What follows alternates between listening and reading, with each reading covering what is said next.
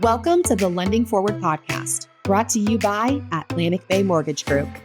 This is your home for real discussions about the mortgage and housing industry. Our hosts are here bringing you firsthand accounts every week from people at the heart of the business. And we're chatting with professionals from all corners of the industry as they help cultivate transparency around the future of the industry we love. Together, we are lending forward all we know to you. Thanks for joining us for today's episode. Let's dive in. Welcome to another episode of Lending Forward. So I am your host, Jeff Verry, and today I have the pleasure of having Tim Hooper. There we go. Almost screwed up your name. Cooper works too. Right out of the gate. That's awesome. And Tim, I was introduced to Tim at a speaking engagement that we were both at out in Eastern Virginia, and it was a great event with a bunch of agents, and his energy is amazing. I think you're going to get a lot of that through this session, and you can see through his smile and through his facial expressions just how much energy he has. And it's funny, he's got a book called Got Energy. Got Energy, baby. And it's a perfect title for him. So I'm going to let him do a little bit of an introduction for himself, talk really briefly about where you've come from, where you're going, what you're doing. But the energy is really just stuck with me. So wow, Tim, with that, kind. Go ahead. Let's hear the Reader's Digest of what you've got to offer the world, which is a lot. You know, we're on the Lending Forward podcast. So at the end of the day, I've been doing sales coaching in the lending space for about 12 years. Yeah. Before that, I worked for a private corporation in the automotive space for 10 years. And I led their sales efforts, and a mentor, still a good friend of mine. He told me, he said, he was using some of our sales protocol and things as he was talking to MIT and other business schools. And he said, Tim, you need to get outside these four walls. And I was very loyal, 10 years there, had all of our kids there. I had gone back to school. I was a non-trad. Blue collar background. So, and my employer, a good friend of mine to this day, he had taught me about real estate and investing. He invested books into me. John Maxwell's 21 Irrefutable Laws of Leadership, Rich Dad, Poor Dad, Think and Grow Rich by Napoleon Hill. So he was a big book reader and invested a lot in me. So it was hard after 10 years to resign and walk away, but we launched Energy for Sales, and then that took off. And where we got pulled in the most was in the mortgage space, and then real estate, and because of that, then title. So, in a nutshell, I do sales empowerment in the trifecta of real estate, mortgage, and title. I love that. And so anything when it comes to reimagining sales culture, when it comes to energizing your sales approach, I always say energize. You got to have an energized team. Then you got to go execute, and then you got to evaluate, right? So we can make those crucial pivots. So that's me in a nutshell. If you really want to know the essence of Tim, it's when I'm not speaking and coaching. I'm with my 4 beautiful kids, my wife of 17 years in Central Virginia. People always ask, how did you land in Central Virginia? God wink. There you go. So, long story, but we've put down some permanent roots in Central Virginia. We love it. And yes, I think it was an event out in Tidewater, and it was incredible. You were speaking right after me. Yeah. So I was trying to prep, and I heard you came in and grand slammed it. So, well, you queued me up. You got everybody excited and energized, and I had a really good audience at that point to just go in there and slam it home. Yep. But Godwink, you mentioned Godwink, and I told you we had a little conversation before, and I told you I was going to tell a story about that. And I will tell you, I went on a mission trip, and it was first of all, it was domestic, and it was in the western Virginia, or the western part of Virginia. We swapped, different years, and we would take our middle school youth kids out there. And it was called the Jeremiah Project, still going on. It's a wonderful program. And it teaches kids that they can actually be a productive part of, helping people. And, it was a lot of elderly, and it was a lot of people who just didn't have anything. Wow. I can't even say didn't have money. Like, they didn't have anything. And one of the things that we did when we had the whole group together is we would talk about God signs. And it's really funny at the beginning of the week, like there weren't many stories, but then as the week went on, like every day there were more and more God signs, and I loved it because what you focus on expands, and we all know that, right? Yeah. But that happens in everything. Yeah.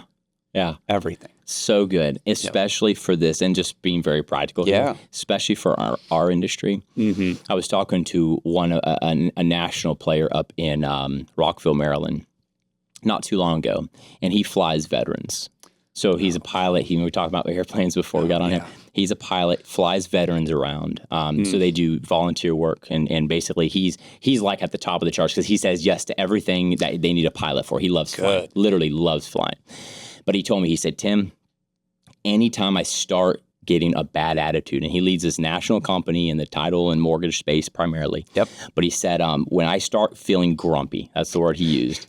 He said, I just look and ask myself, when did I fly last? And usually I haven't flown for a little bit. And he said, I just go check myself back into fly, because he said, when I see a veteran get on a plane, paraplegic, like missing limbs, he said, it puts everything in perspective. And to the Jeremiah Project, you take your kids to see, either you don't even have to go to a third world country anymore. Like go somewhere in our own country where there's just poverty, and it puts everything in perspective. And that gratitude. But we also were talking about Og Mandino.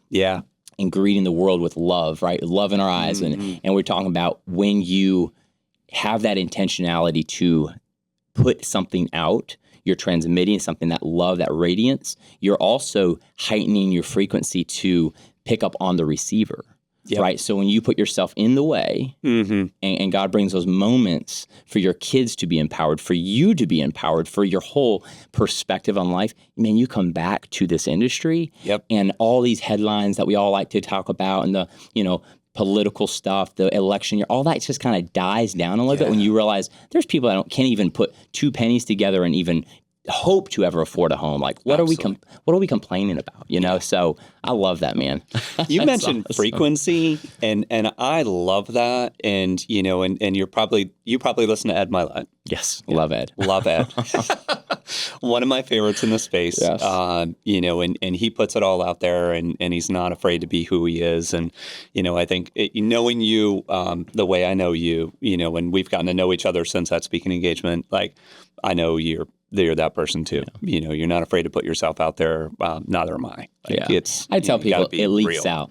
It's like drinking coffee. You get coffee breath, man. Try a glass of wine.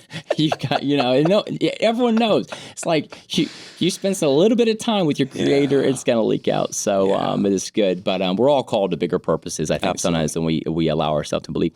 But it's cool. It's good being here with you, Jeff. And what you guys are up to with the Lending Forward podcast is a lot of fun, and great to listen along. So if you haven't subscribed yet, subscribe. Thanks for listening to this podcast. Thanks for that plug. Hey, you've got a big event coming up. We do. And I think it's at the right time, at the right year. And I love what you're going to be focusing on. Let's tell everyone about it. Yeah, so it's October 1st and 2nd. Up in Northern Virginia. We're going to be in the oh my goodness, go on the website and find it. It'll be in the show notes somewhere. But we're going to be up in the Capital One building, I believe, for one of the days. But it's a 2-day. The first day is going to be, high energy, where you need to be focused. The second day is going to be workshop style. Good. We just doffed our coats right before we got on the podcast. So let's just go cash, right? It's going to be roll your sleeves up, crack your laptop. We're going to actually take action. But it's called Accelerate. And then we kind of coined the do, not try. So do not try, but do, semicolon, not try. And why we went with that was because we are coaching around the trifecta, like I shared. And we just did this AI 2-hour how to leverage AI. Brad Inman said, he was asked, will AI replace real estate agents? And he said, he thought about it for just a second, then he said, AI is not going to replace real estate agents, but the real estate agents leveraging AI will replace those who aren't. And the thing about AI is it's here to stay. And AI is not necessarily a surrogate agent. AI, I tell people, is like a calculator. For high math, right? You go grab your calculator and it computes something for you. And Absolutely. so for 2 hours, and this is just a very practical, for 2 hours, my brother Andrew, who works in the industry, he coaches alongside of me. Yep. We're doing this 2-hour intensive with real estate agents, and a line afterwards for the Q&A piece. And multiple people said, we were down in Atlanta for a 3-day AI workshop, and in 2 hours, we took more out of this than we did for 3 hours in the investment and blah, blah, blah. Yep. And what we realized, and we said, thank you for sharing that. And then we followed up with, so what was different? Yeah. Help us understand what was different. They're like, it was very philosophical. It went through all the stuff. They said, in this one, you told us the why, the ROI in my sales process, and then also plugged up your phone and showed us how to go step by step and actually shared your playbook. So it was very demonstrative. Yep. And I realized that, so the event Accelerate, why we chose that word was over the next 30, whenever you listen to this podcast, somewhere in summer of 2024, maybe you're listening to this in 10 years in 2034, but hopefully it's one of those timeless podcasts. Yeah. But in the summer of 2024, with everything we are being faced with in our industry, some of us are going to think and buy into that. If rates do a certain thing, or if a certain person gets elected, it'll right itself, and I'll be better, and we're gonna take our foot off the gas. Mm-hmm. So we chose Accelerate, but then I got to thinking, I'm like, a lot of people want to accelerate, and a lot of people think they're accelerating. And that's where in your coaching, Jeff, I know you lean into this, is are you busy or are you productive? Absolutely. And so with acceleration, I always say, but are you pointed in the right direction? Because if my car is facing a brick wall and I mash the gas pedal down, it's not going to be fun. No bueno. I'm going to be testing my airbags, right? Yeah. And I feel like a lot of people in this industry are they want to accelerate, but they're testing airbags. It's like, are you actually pointing in the right direction? Not jumping after every shiny object out there. Goodness, yeah. So many marketing companies right now, this little thing will do all this stuff for you. And what happens is we spend a couple weeks on this one, then we go subscribe to this one, and then after we get our Apple bill and all these subscriptions are coming out, right? And we've got all this stuff going on. And we're like, all these gadgets and shiny objects, and none of it really generated and equated to a sale, like an actual conversation with a home buyer that led to an actual deal. Yep. So we got to start with the end in mind and then work backward. What will actually accelerate me into more sales conversations, leveraging AI, leaning into video communication, which is preferred now, and then also new sales methods that I think post-pandemic we have to lean into. And some of us I'm all about the sales fundamentals, Jeff. You know that. Yeah. But the fundamentals and how we carry them out has changed. Absolutely. The actual method of carrying out the sales fundamentals have changed. So it's a lot of fun. But anyway, I appreciate you shouting out the event. But more than you're welcome to attend the event if you're listening, if you catch this podcast before October. But all that to aside, where are you pointing? And are you able to accelerate in that direction? Yeah. And you said something very simple in there, but it's so right that, post-COVID is a completely different environment. And, we're all learning it, and most people know that there's pre-COVID and there's post-COVID, right? We all lived through things that we never thought we would live through. Never want to live through again. Yeah, absolutely. And hopefully we don't do that with the bird flu and all that other stuff that's coming. Who knows? But, fingers crossed, we're good. All right. But you mentioned in our conversation before, like that people are trying to find their pre-COVID, foot again, right? Their footing. But that's not the same. Right. It is different post-COVID. Yeah. It is, you've got to find the things that are going to work now. Right. Like, for example, most people didn't know that you could do virtual everything. You can. You can. Right. Yeah. And I say the world is Zoomable. Yeah. The world is Zoomable. I still meet with people. If you've listened to any of my sales podcasts out there, I know F&F has one. We just dropped one on the Hanging with the Hoopers podcast. And any podcast I've ever been on, I usually go into the whole, what's my number one ask when I'm meeting with, like, if you want to revolutionize your sales right now, it's lean into connecting with a segmented data, like pick in your database who are the most likely to connect with and have a sales conversation, and then go drive hard to have a sales conversation. Mm-hmm. I will tell you, until you do that, you're not selling. Yeah. your post trying to go viral on TikTok is not selling. Like, go get belly to belly and have a sales conversation. When you actually go with that end in mind, you will find the gaps in your sales process. Yeah. So with that in mind, my number one ask for anybody I ever want to talk to is virtual coffee. Oh, nice. I'm like, why do I want to drive across town and rearrange a location and all that? Like, the world has changed. You know how many liters I get on a 30-minute virtual coffee? Easy peasy. Now you have to drive for it and be persistent, but that's my call to action. Yeah. But you know why I share that story or why I share my call to action and number one sales strategy is when I get on with a leader, Jeff, you'd be shocked how many actually are joining. Some business leaders somewhere are joining and it's not their Zoom. Like their Zoom was messed up. They couldn't log in. So they'll first and foremost, they get on, they got their coffee. It's early morning. We're getting on. I got my coffee. I'm like, hey man, cheers. Very casual. Just want to have coffee with you. Just get to know you. You know, my message on LinkedIn said, I want to hear your vision for growth, blah, blah, blah. I'm like, now you got to explain something to me. Who's Zachary? And it's like, oh, that's my 10-year-old son. Blah, blah, blah, blah, blah. Why do I tell this stupid story? Because the world is Zoomable. We all had to get on and we're all okay. And so many of us haven't even asked our database. Could you jump on a Zoom with me?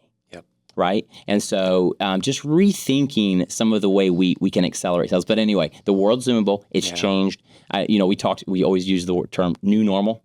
Yeah. All throughout the pandemic, it's the new normal. It just got so overused, but I'm like, just evolve. Like it's not, you can't go back. It's not going to be, I'm not guessing it's going to be the pandemic again. We learned so much through it, but it's just a new time. Yeah.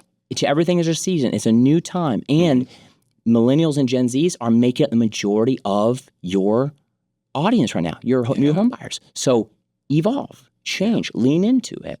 And then also I just figuring out where they want to meet you, you know? Yeah. Meet them where they want to meet. The world's Zoomable, man. Absolutely. Yeah. But that said, it is nice to be shoulder to shoulder, belly to belly, whatever you want to call it. Like, it's still nice to have those moments. How long have I worked with you guys here at Atlantic Bay? And it's first time in the world headquarters was just not, like belly to belly, man. But it's been so much virtual. It's crazy. Yeah. So. Yep. But at some point, the new normal becomes the normal. Yeah. You know, and it's finding what that new normal is to make it normal. It really is. Yep. It really is being able to evolve and just leaning in. And one thing I will say too is just surround yourself with the people. And that's why, Jeff, I love hanging out with you, right? When I get around you, some of you's rubbing off on me. Yeah. And I in my book, you mentioned God Energy. I break it down to 3 musts for an energized life. Yep. And it really plays along with if you want to accelerate in your life. There's 3 musts because acceleration, you need that energy, you need that drive internally, not somebody pushing your car. You need an engine that's working and well-oiled. And energy is your internal driver. But there's 3 musts, and it's perspective, ownership, and accountability. Perspective is all about mindset. What am I doing every day to feed the most fertile garden in the universe, our mind? What am I doing to feed that, to start out with intention for positivity? The world's going to react to me, but I'm going to proact to the world first. And then ownership. How am I taking ownership with what's important to me, my high value activities? We coach teams, sales teams, we go deep, and you would be shocked how many don't have a curated specific set of non-negotiable high value activities. Like what drives your sales? Yeah. And it's, well, this and that and the other. Okay, what are your high value activities that you're going to do every day, non-negotiable, no matter what? That set, like you have to build that set and take ownership of it. Yeah. And then the accountability. So I can have perspective and I can get in an echo chamber. I can become a what do they call it? An optimistic, non-realistic, no feet on the ground kind of a person. Yeah. Because I got in my own echo chamber. I've known great perspective, people who took radical ownership and blew their whole life because they had no accountability of people looking into their picture frame and helping them identify gaps, helping them see things they didn't see, helping mentor them in ways they needed mentored or showcasing. So That's why I lean into guys like you, Jeff, because it's the external looking in, similar tracks, but it's like, hey, have you thought about this? Hey, I want to give you this, my favorite book, And so shout out to the greatest salesman in the world. Thanks for that, man. Yeah, you're welcome. But perspective. Not that it was the first time you hearing about that book, because it wasn't, but it is kind of funny that you gave away your copy and now you got a new copy. Another God wink. I do think that it's important. Yeah. I carry that book just about everywhere I go. Wow. Yep. And I like what you said earlier. You said it's it's like an affirmation. So when you talk about perspective and setting that, just having good go-tos, this is like you could read this in like an afternoon. You could, or you could read it in 10 months as designed. Like it's, I tell people, I show them the book and I'm like, this is designed to be read in 10 months. And they're like, what? That's a really small book. And I'm like, I'm glad you pointed that out because I had not realized that. Yeah. So I was introduced to that book about, I don't even know how many times before I actually bought it. And then I was introduced to it many more times before I actually read it. Wow. And it took hearing Matthew McConaughey was the last person who really took a deep dive on it on a podcast. And he said how he read it and he said how much it changed his life. And at this point, I'd already bought it. McConaughey? Yeah. Oh, that's great. Yeah. And I'd already, there you go. So I'd already bought it and it was sitting on my desk and it was like, okay, gotta read it. And I dove into it and I read it over 10 months the way it's designed and life-changing. Wow. Life-changing. Wow. Yeah. Absolutely amazing. Another thing that you talked about in there is that, you greet the day in the way that it's proactive first, or you should. Yeah. And I can tell, knowing you and, just looking at you, like you take care of yourself and you have the non-negotiables that you have with yourself as well. It's one of my favorite things to coach on is, take care of yourself. Yeah. Like, protect give the asset. Absolutely. Yeah. Because everything either gives you energy or it takes energy away from you. And you can't just have everything taking energy away from you without filling up your cup. Yeah. You've got to fill yourself with energy. Especially in this industry where the plug-in is real. Yeah. You want to be the mortgage banker who is accessible. Like that's one of the number one. When I ask salespeople in this industry, real estate agents, mortgage bankers, when I ask them, what do your best clients say about you? What's your number one strength? Accessibility is like the number one thing thrown out there. And of course, we help them rephrase that in a way that matters to new prospective clients because accessible, all your competitors say that. But what does that look like for you? And a lot of them, I'll say, what does that look like? Well, I sleep with my phone under my pillow. And it does come down. There's some inner work there. There's some fear of letting go. There's some setting expectations. There's some being proactive in communication of when I'm going to. But then there's always in this industry the chance that you're going to take that phone call in the middle of a soccer game. Like you're gonna have those deals. And so I just think that in this industry, it is so important that you have, and it doesn't always happen on your terms, but you have to have the unplugged time to build yourself. To grow yourself, to read, to listen, to actually do some skill development. I think we get to a certain level and we plateau, and there's a skill that if we learn to take us to the next level, but we're just too busy and too plugged in. Yeah. So I always refer back to this very simple analogy. If you're going to say yes to something, like something new, you got to say no to something. You have to. You got to find that harmony. So if you're going to say yes to this new thing, before you ever commit or say yes or put it on, just okay, what can I nix? Yeah. And oftentimes, and this is why it gets harder, the more growth we have, is because we've been learning to say yes to good things. Yeah. So at some point in our life, we're going to have to say no to a good thing. Yep. We're going to have to grow ourselves or build a team or delegate some accounts, delegate some relationships that we built, we grew. So as you grow, lean into just being able to grow yourself, protect the asset. You cannot pour from an empty cup. No. Like we hear it, it's cliche, but it's so true. It's so true. So yeah, just a challenge to all you guys and listening, gals listening, protect the asset. Yeah, stay energized, fill up. Yeah, and it's crazy when you really dig into people who are uber successful, right? The amount of focus that they put on saying no. It's crazy, but that's how some people are super successful. Is they say no to a lot of things. Yeah. But when they say yes, it's because they've said no, so they have the ability to say yes. I do that with my wife. When I learned this concept, and my coach taught me a long time ago. To your wife. Yeah, happy wife, happy life. I always say that. But when I got coached on the I'll say heck yes and heck no, right? Yeah. There's other terms for it out there, but you've got to be able to say no so that you can say yes. Yeah. And if I because a lot of the things, we've got 4 kids as well. And so I know how busy you are. And full time. You've got a lot of things going on. Yeah. And when it comes to your personal time, away from work and away from family, like there's only so many things you can fit in. Right. So you can't say yes to those things that are really important if you don't say no a lot of other things. Right. Yeah. So we have that agreement that when we say no to something, we go share it with each other. Yeah. When we need to say yes to something, or we feel compelled or driven to say yes to something, we go share it with each other. And just sharing, right, goes back to accountability. Yeah. And that could be a team leader. That could be somebody on your team direct report that you need to hold you as a leader accountable so that they're freeing you up or blocking you or playing block for you so you can focus on those things. Same thing in a marriage to be successful. Yeah. Have those difficult conversations, even when it's like, hey, I said no to this so I could say yes to this, or I'm going to say yes to this. We're going to have those, because when you can be in agreement and get alignment, your life, a lot of friction exits your life. And friction, we talked about accelerate. Yeah. Friction is what dampens our acceleration, build a momentum. So. Yeah, and it's all about partnering. Yeah.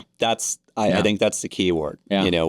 You've got to partner. You can't, and it goes with everybody you just mentioned. It goes for, coworkers, it goes for teammates, it goes for spouses, significant others, whatever.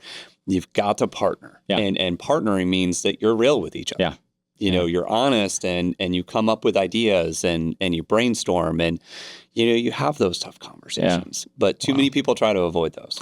Yeah. And it goes back to what you said, like, be okay with saying no. There's a great book called Start With No. Yeah. And powerful read, very freeing, when you can actually always come back and say yes. Yeah. But to learn to start with no. Yeah. To slow yourself down, to give your mind the margin to think things through. Absolutely. Very, very powerful. So this has been a lot of fun, Jeff. It has, Tim. So acceleration.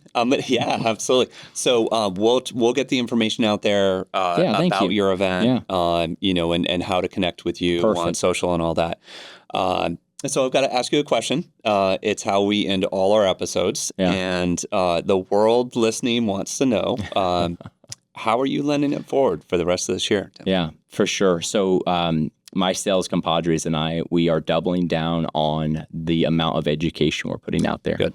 For us, we're making every attempt possible to not only show up and lead events, but also when we're being asked to coach, I can only coach a certain amount of one-on-one. So creating right now some cohort opportunities, we're trying to maximize the ability for people to take, because there's certain things of processes that we see working. I cover a multi-state region, so I'll see processes working here, and it's like the mastermind effects there. So it's trying to open that up. So we do live podcasts. We're doing this. We're leaning into the industry. We're speaking at all the association events, just bringing it out. Some of our trainings we're getting CE because we feel like that's the step, and then one extra step for real estate. And so we're trying to go with the education. One of my buddies, Ryan Estes, he said this. He said in sales, in the new sales method, he said creating valuable things is great. That's where you need to be. But he said the next evolution is co-creating valuable things. Absolutely. So when we start thinking about what does that look like? What does that look like with mortgage bankers? What does that look like with real estate agents? What does that look like with title companies? And it's pretty beautiful when you start having those conversations of not like, hey, here's something I'm prescribing to you. Oh my goodness. But hey, what are you guys doing around boom? It's a common thing in our industry. Yeah. What are you guys doing for this? And then they start talking like, what if we could, and you start doing that and you build something together. That's how we're lending. It's fun. It is really, really fun to lend it forward that way with it, making more education available to people. Good. And I will tell you, you touched on something there that I heard during one of our masterminds from one of our top people. They said that it was truly magical when they went from providing stuff and information and content to their agents to asking their agents what kind of content they want. Novel idea. What? Yeah. What a simple concept. But that's not what people do. Right.